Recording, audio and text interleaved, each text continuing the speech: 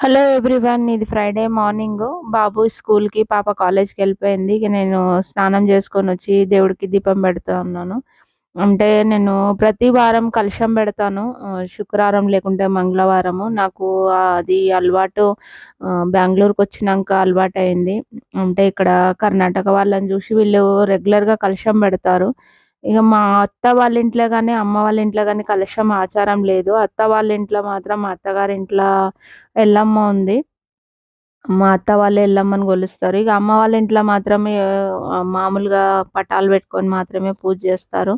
ఇగ కలశం అలవాటు మాత్రం నాకు బెంగుళూరుకొచ్చినంకనే అలవాటయింది.